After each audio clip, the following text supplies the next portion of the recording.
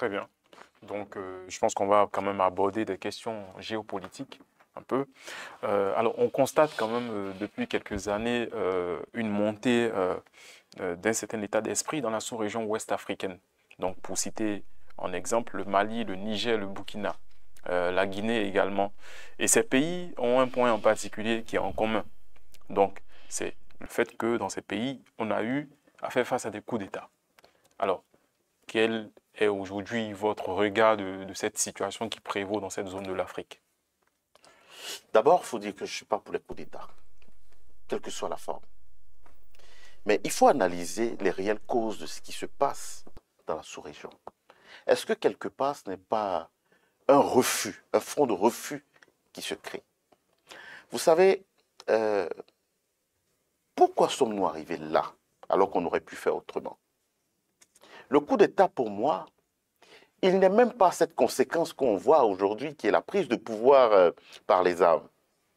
Le coup d'État commence par la trahison du peuple. Quand vous voyez des détournements massifs face à un peuple qui peine à se nourrir, c'est déjà un coup d'État. Quand vous voyez cette lecture, par exemple, que chacun se fait de la Constitution, simplement pour s'éterniser, c'est un coup d'État.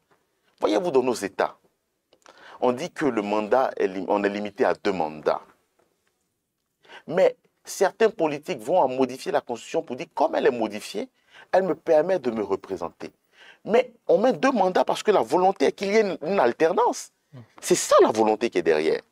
Mais si tout le monde peut modifier et s'éterniser, vaut mieux que sautent les 2 mandats. Là, tout le monde peut rester éternellement. Il y a des règles qu'on se prescrit. Il faut qu'on les respecte. Vous savez, quand vous prenez la France, les États qui ont eu un passé un peu douloureux avec l'Afrique, ce n'est pas que ces responsables politiques manquaient de moyens financiers. Pour la plupart, c'était des énarques, c'était des hommes d'affaires. Mais c'est parce qu'ils avaient quelque chose à l'esprit. Ils sont prêts à tout pour que le peuple s'en sorte. Ils sont prêts à tout faire pourvu que ce peuple-là soit dans de bonnes conditions. Ce qui n'est pas le cas souvent sur notre continent. Ils sont prêts à tout sacrifier pourvu que leur clan soit à l'aise.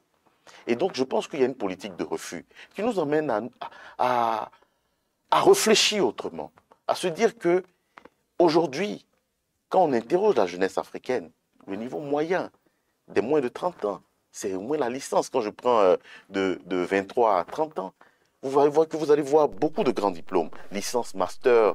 Je ne parle pas là du système éducatif, mais je veux dire qu'il y a une population qui est instruite aujourd'hui. Ce qui n'était pas le cas en 1960, où je pense que nous étions au niveau primaire pour le niveau moyen. Alors, il est clair que ce moment allait arriver. Mais ce n'est pas intéressant que ça se passe par des armes. Et donc que chacun soit interpellé. C'est vrai que là, on n'est pas dans le cœur du sujet n'est pas de la politique. Mais vous savez que ça fait partie de la vie d'une nation, ça fait partie de la vie de l'Afrique. Il faudrait qu'à travers votre micro, il y ait des sensibilisations au respect de nos textes que nous sommes librement prescrits. Il y a aussi le respect envers le peuple qui nous a choisis, en ne venant pas demain servir des intérêts d'autres personnes. Vous avez vu que la plupart des États que vous avez cités ont des présidents jeunes. Ça veut dire qu'il y a une prise de conscience globale. Je pense que les années à venir, il y aura l'ère nouvelle sur le continent africain. Et il faudrait bien que cela soit dans l'apaisement, le calme. C'était le cas au Sénégal. Mais là encore, il y a eu des morts avant qu'on arrive là. Si on était obligé, si le premier ministre du pays, Ousmane Sonko, fut obligé de prendre quelqu'un d'autre pour être candidat, ça veut dire que c'est grave ce qui se passe avec la démocratie en Afrique. Et si ce dernier, demain, ne répondait pas aux aspirations du peuple, parce que n'oublions pas, c'est un projet qui est voté, mais par-dessus le projet, on prend une personnalité qui incarne les valeurs qu'on veut voir à la tête de nos pays. On prend quelqu'un dont on juge apte à conduire le peuple. Mais il était obligé aujourd'hui, pour la vie du pays, pour les projets qu'il défend, de mettre quelqu'un qui a travaillé à l'élaboration de ce projet. Ça veut dire qu'on n'est même pas encore dans la démocratie. C'est peut-être parce que là-bas, on a vu un peuple qui est très émancipé, que ce peuple a réussi à faire entendre sa voix.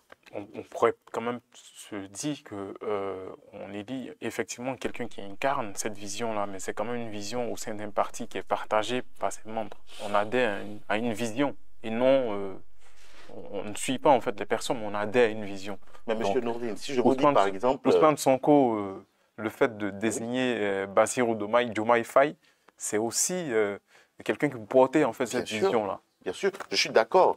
Mais vous convenez avec moi que si on décide de créer une entreprise, que nous sommes 5, ce n'est pas tout le monde qu'on met à la tête de cette entreprise. Même si tout le monde a été à la création de cette entreprise. On peut se dire que parmi ces 5 personnes, il y a une personne qu'on juge apte, soit au niveau du management, soit au niveau du tempérament. Je ne dis pas que c'est un choix mauvais. D'ailleurs, je salue ce choix.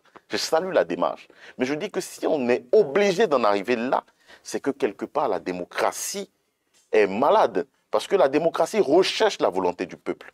Et la volonté du peuple a été exprimée. Mais quels ont été tous ces détours auxquels on a été obligé de faire face pour arriver finalement à une volonté du peuple qui a dû perdre ses fils avant que ce peuple ne soit écouté?